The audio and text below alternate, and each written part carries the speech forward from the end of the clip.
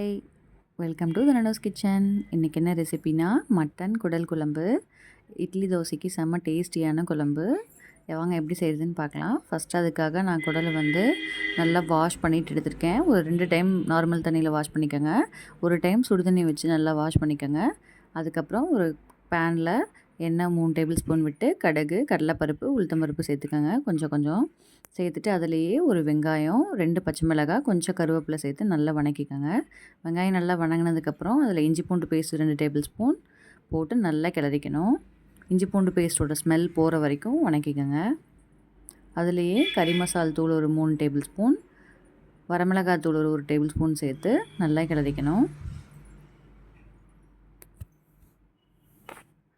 அதுக்கப்புறம் நான் வாஷ் பண்ணி வச்ச மட்டனை நான் எடுத்து வடிகட்டி வடித்து எடுத்துக்கிறேன். அதில் நுரையீரல் மட்டும் இல்லை, வெறும் மட்டன் எடுத்து நல்லா போட்டு கிளறிக்கங்க. இது இட்லி தோசைக்கு செம்ம டேஸ்ட்டாக இருக்கும். இதில் சாந்து என்ன ஊற்ற போகிறேன்னா, வெங்காயம், தக்காளி, பட்டை, கிராம்பு, சோம்பு, கூடவே தேங்காய், மல்லித்தூள் இதெல்லாம் வணக்கி அரைச்சி வச்சுருக்கேன். கொஞ்சம் 1/4 டேபிள் ஸ்பூன் மஞ்சள் சேர்த்துட்டு அந்த அரைச்சி வச்ச விழுது நம்ம சேர்த்துக்கிறோம். சேர்த்துட்டு நல்லா கிளறி விடுங்க. அதுக்கப்புறம் தேவையான அளவு தண்ணி, தேவையான அளவு உப்பு சேர்த்து நல்லா கிளறி விட்டுக்கோங்க. அதுக்கப்புறம் மட்டன் ரத்தத்தை ஒரு குண்டால போட்டு ஃபஸ்ட்டு ஒரு 2 லைட்டாக வாஷ் பண்ணணும். ரொம்ப இது பண்ணோம்னா கரைஞ்சிடும்.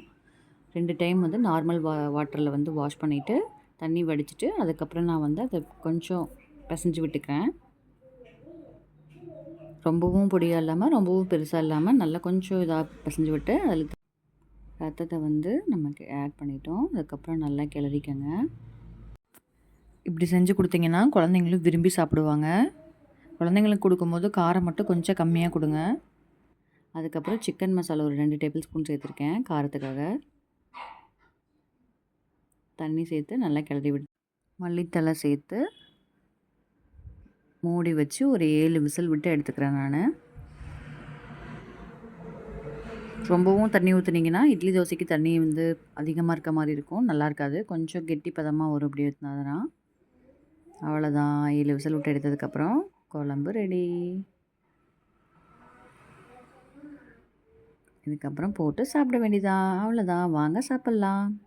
லைக் பண்ணுங்கள், கமெண்ட் பண்ணுங்கள், மறக்காமல் சப்ஸ்கிரைப் பண்ணுங்கள். பாய்.